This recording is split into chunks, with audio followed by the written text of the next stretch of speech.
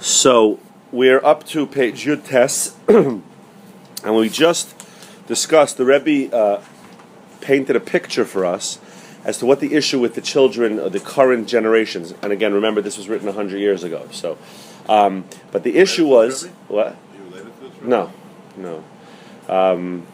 No relationship, but he's a very popular, he has actually a great nephew who's has a shul in Ramat Beit Shemesh. So he was saying that the concept that the issue with the new generation is that everybody feels that they know everything, that they feel mature way ahead of their time, and therefore it's very hard to get through to them. And then when a parent or a teacher tries to teach them, they see them as a foreign overlord who's trying to come control their lives, and they're not interested. They automatically fight it. So he said, that's the reality. Why it is, how it got to be that way, he says it's almost beside the point. The bottom line is that that's the reality, and we have to deal with it. If we're trying to educate children, or we're trying to, and we'll see that much of the Sefer is really about educating ourselves, but we have to recognize this situation. Now, knowing that, what do? That's what we're up to now. Knowing this situation, this is the way it is, that the children, we ourselves, we feel very self-important, we have a very strong sense of ego that you didn't have a few hundred years ago. How do we deal with that? So we're in the middle of paragraph on page Yud Tes. It's not enough to just teach the children. That he should hear our voice, the voice of the mechanech, and that's all. That will not work. At the end, like we explained earlier, if we just do that, if we just try to instruct the students, they're going to see us as a foreign overlord, and they're not going to be interested. They're going to fight back. They're not going to be willing to accept.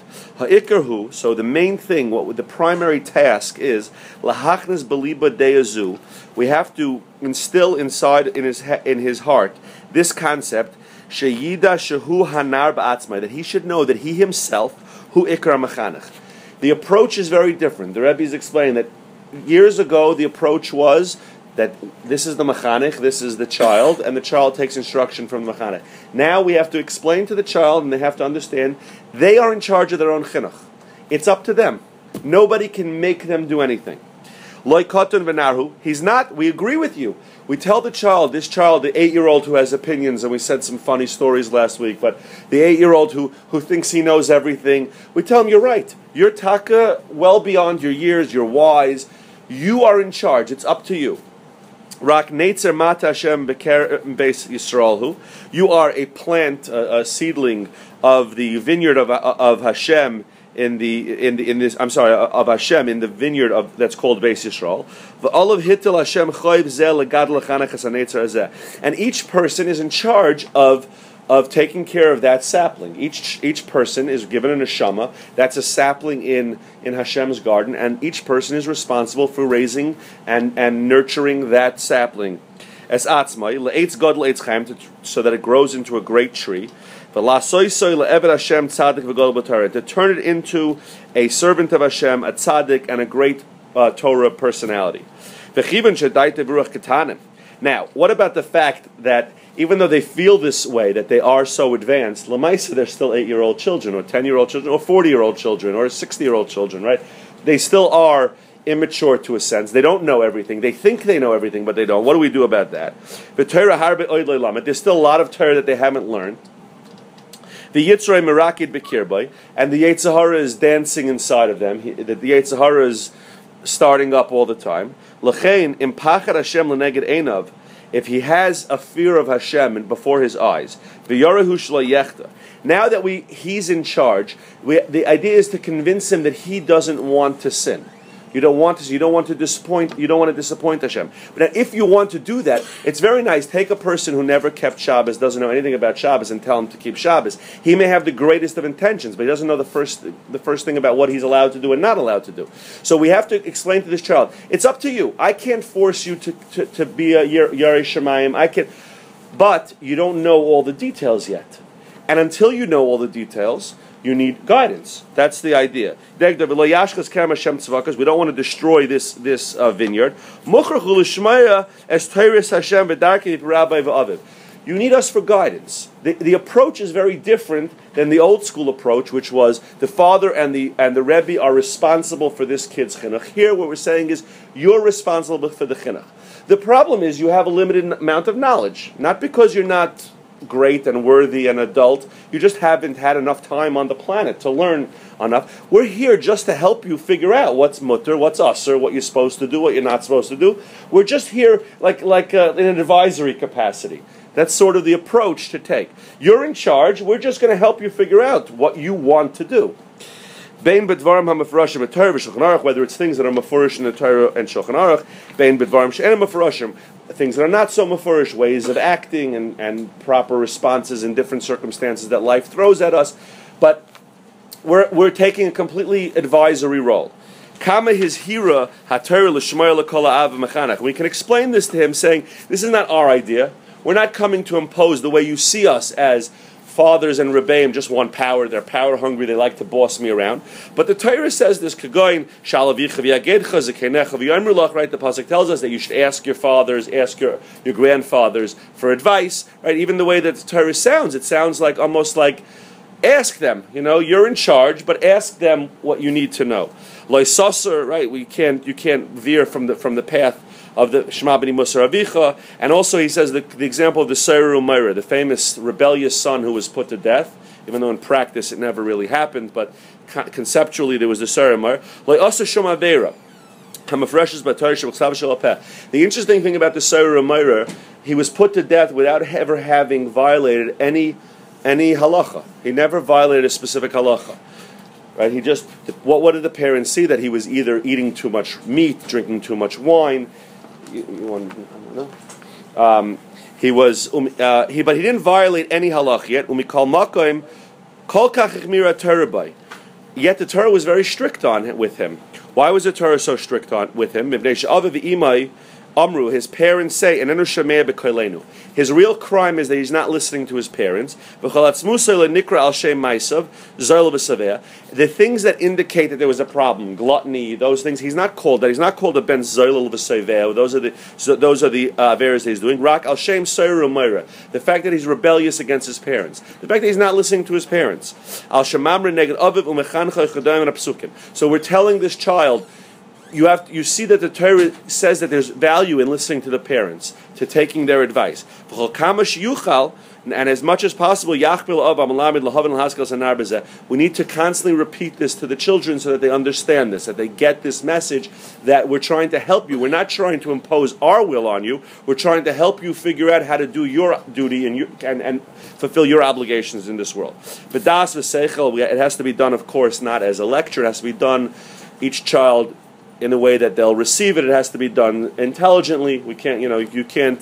The fathers, I don't think too many of the fathers in the recent generations who are constantly giving their kids a 45-minute Musar Shmuz every night are really effective. There has to be ways that you do it within conversation, within life lessons, but not necessarily. I just want to say one thing. You asked Tuli's father about Tuli.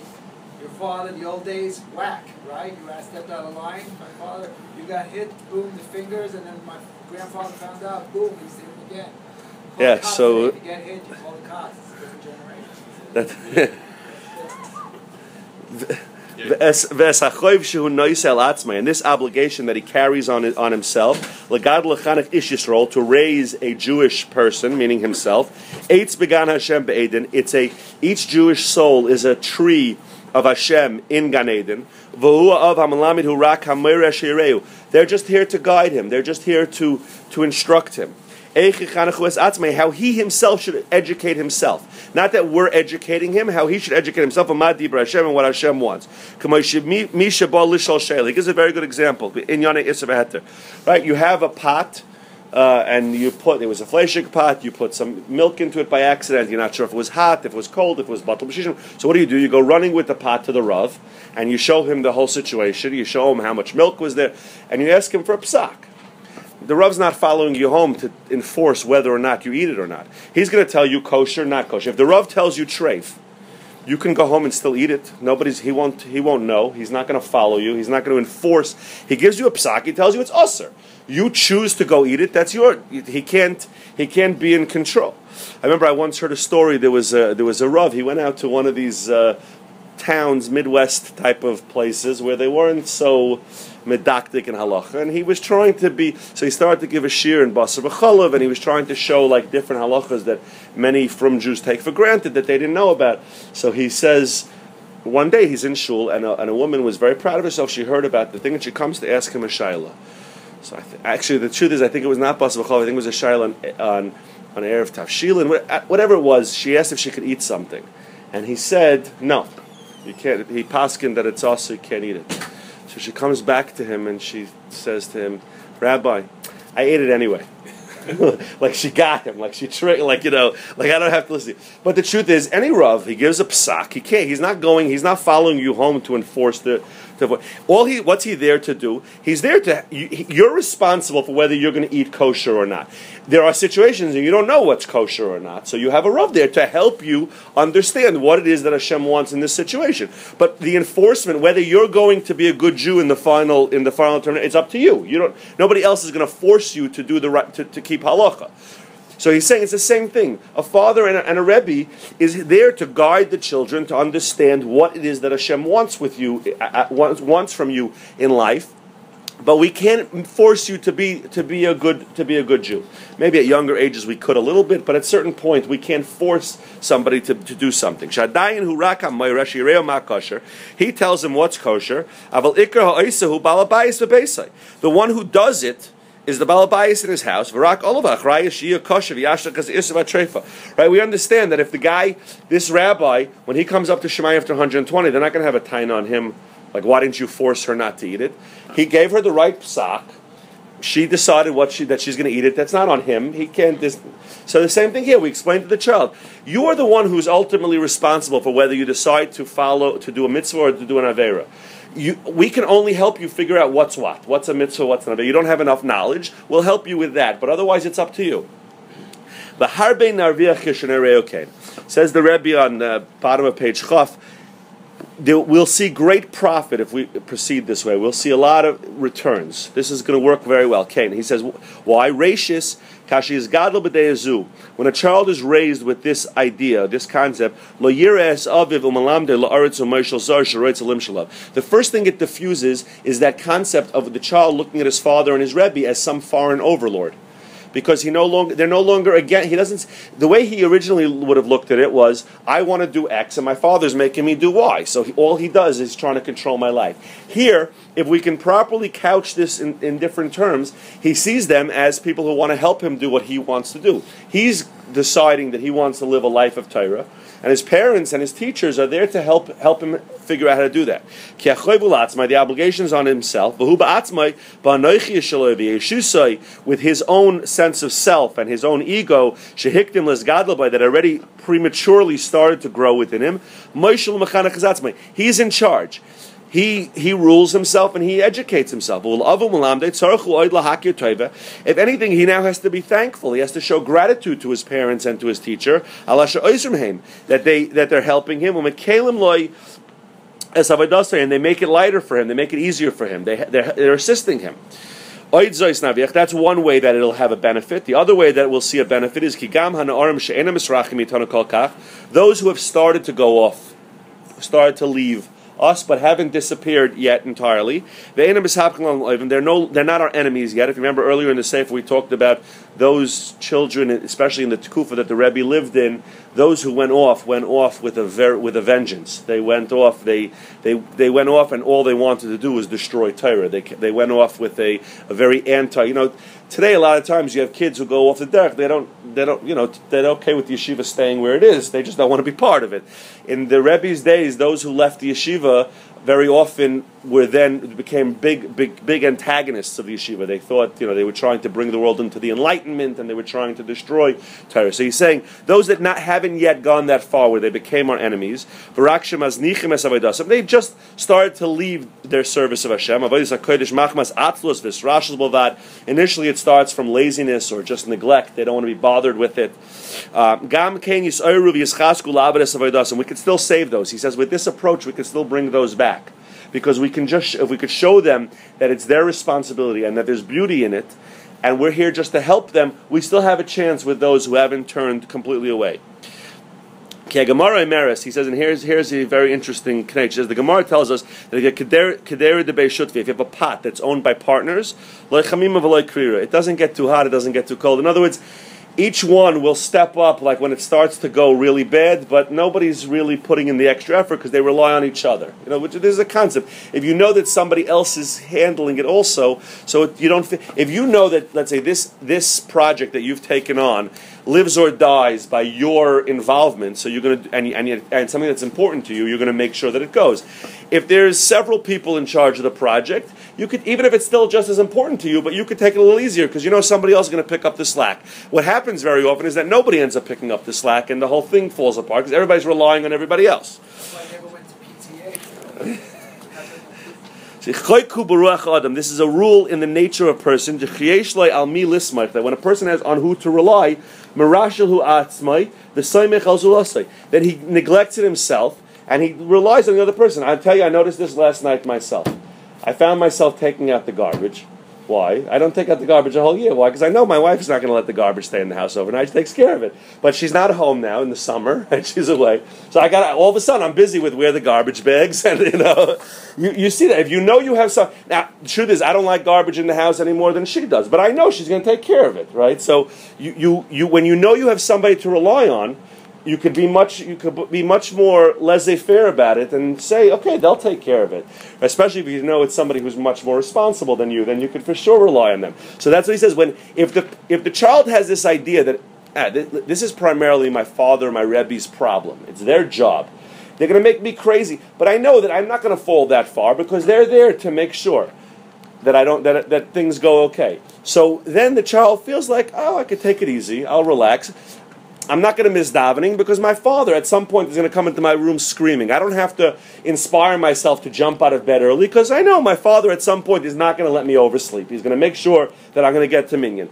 I don't have to worry about how much koiches I put into learning because at some point my Rebbe is going to give me a test and I'm going to have to perform because I want a good grade on the report card. So I rely on them. If they understand the new way that the Rebbe is explaining it, where that's not their job.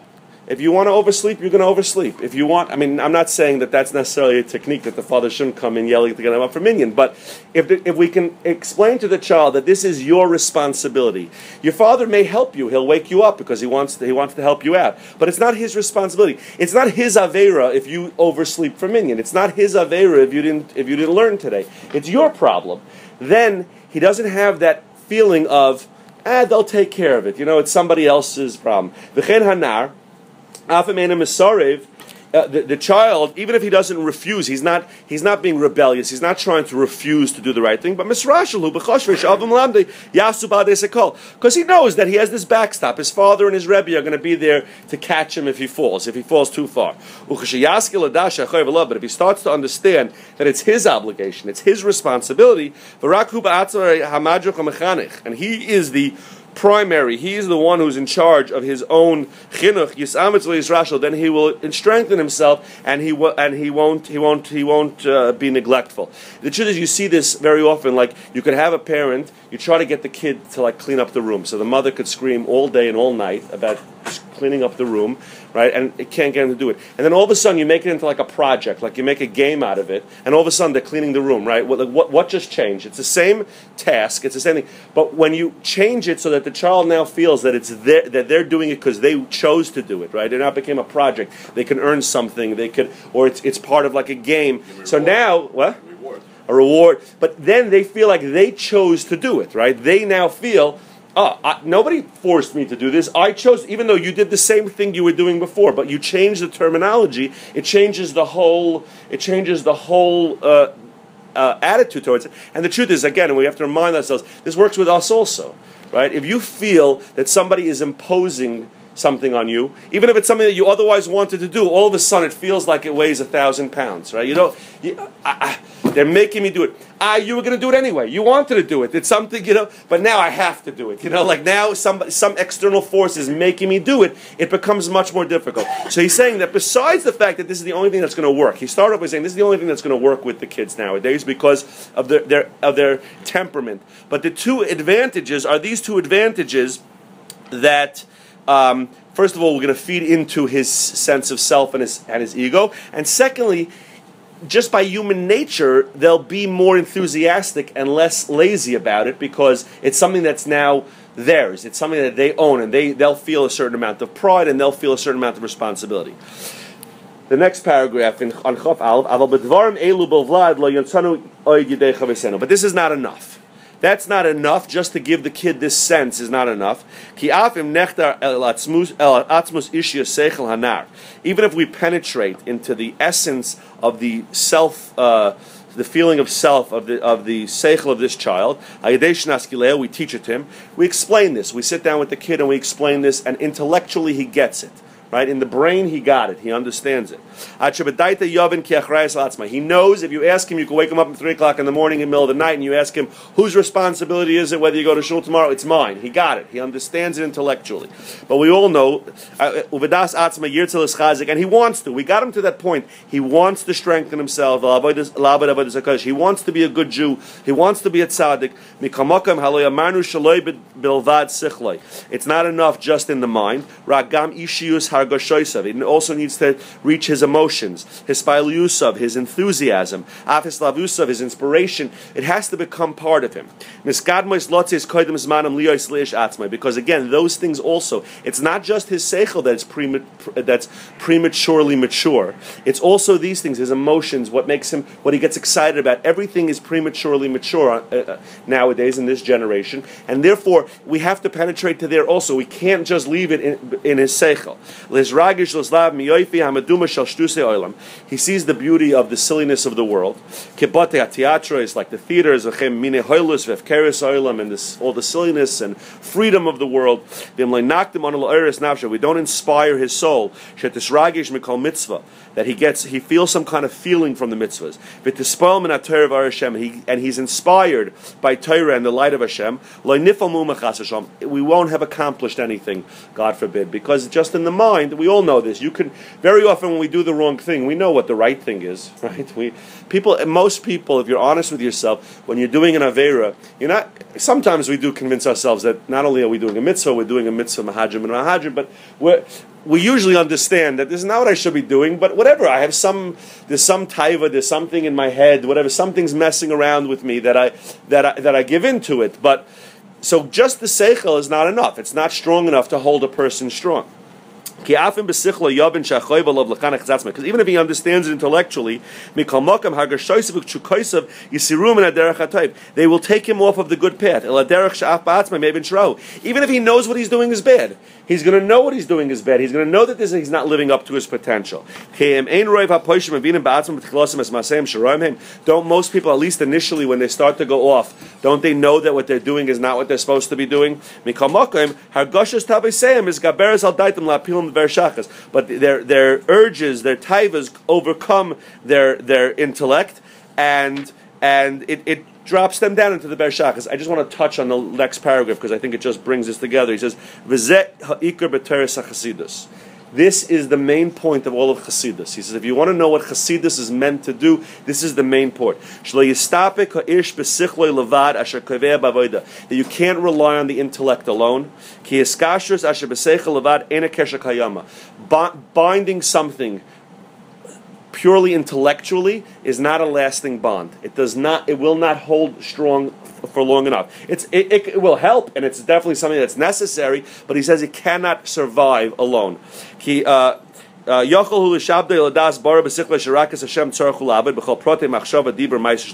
person could know full well that what he's supposed to do is only connect to Hashem, and every thought word, action is supposed to be dedicated to Hashem. When we call Makam, and yet his heart and his body can still be far away from Hashem, even though he knows what the right thing is. As kol nafshe we have to connect the entire person. Yes, you need the mind. You need the mind. It can't be without the mind because you're not going to know what to do.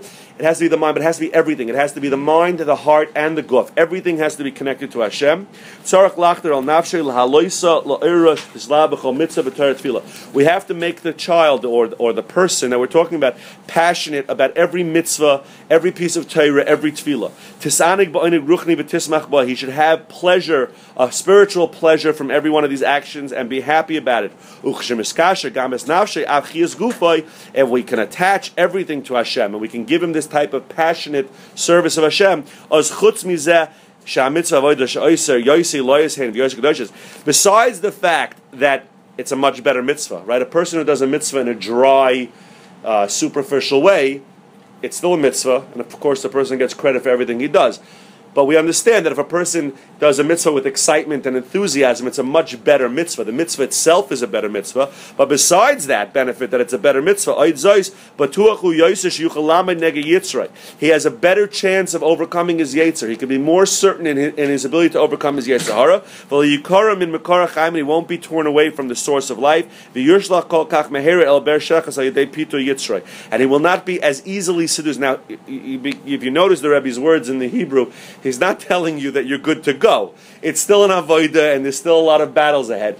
But it'll be better. It'll be easier. It'll be more. You'll be more. You can have more faith in the fact that you'll be able to withstand it. Again, he's not saying that it's an easy task. But once you can inject passion and enthusiasm into the mitzvahs in the Torah, so you have that double benefit of side that it's a better mitzvah, better Torah, and the other thing is that it's a stronger bond. It's something that will less easily be lost when it comes forward to the next time a challenge is raised. All right, so we'll stop there on page Chav Beis. We'll pick it up from there next week.